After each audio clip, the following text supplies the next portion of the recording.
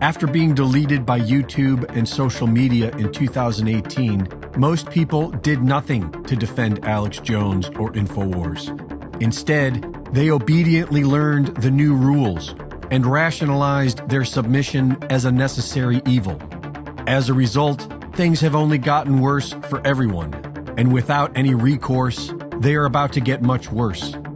Alex Jones is now patient zero for America's new de facto justice system, brought to you by the fear, complacency, and inaction of the people.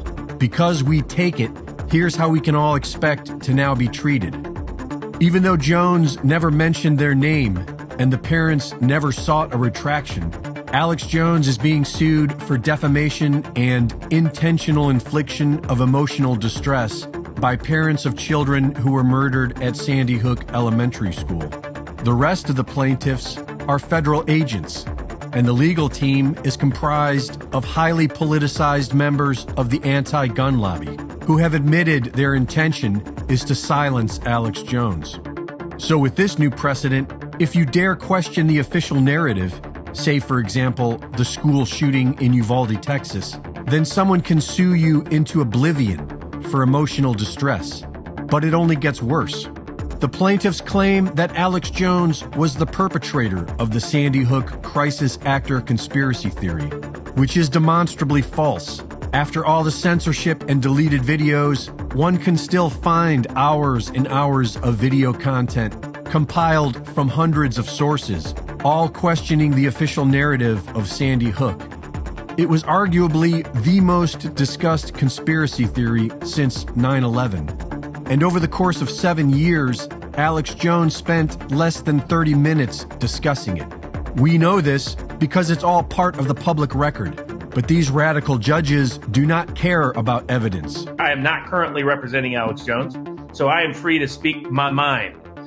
There already, apparently, I've heard that the plaintiff's lawyers are complaining about me speaking out about the case. That's how corrupt these plaintiff's lawyers are. They're political hacks standing on the bodies of dead kids to line their pockets and take away other people's political rights. And I find it disgusting what they've done.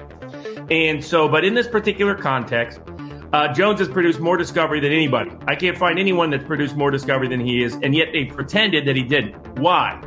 Because they built their whole case on a big lie. Both Judge Gamble in Texas and Judge Bellis in Connecticut have found Alex Jones guilty without ever holding a trial or hearing any evidence, which is worse treatment than anyone has ever gotten in America, including Charles Manson and Al Capone. And their excuse for this abomination of justice is they claim that Jones failed to provide them with the incriminating evidence that they imagine must exist. Whatever that mysterious, unspecified evidence is. Both judges have stripped Jones of his First Amendment right, but Judge Gamble has gone much further. Judge Maya Gamble comes from CPS, who has been exposed for human trafficking and working with pedophiles. Gamble helped publish CPS propaganda praising the state's authority and advising parents that it's normal for their children to lie about being abused in foster care.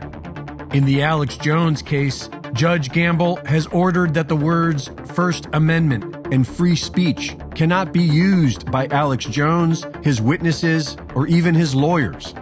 He is not allowed to defend himself.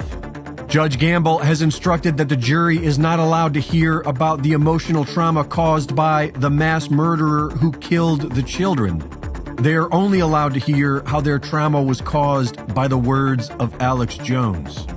And during jury selection, not a single juror thought the media has ever treated Alex Jones or InfoWars unfairly. And any juror who questioned the $100 million amount casually discussed by the plaintiff's lawyers were kicked off the jury. Alex Jones was canceled from social media in 2018 and is now being canceled from the U.S. Bill of Rights and Constitution. And because of our complacency, everyone else is next. And in case you were wondering, the way we used to do justice was a thing called innocent until proven guilty. It relied upon the burden of proof, and it was pretty good. Reporting for InfoWars, this is Greg Reese.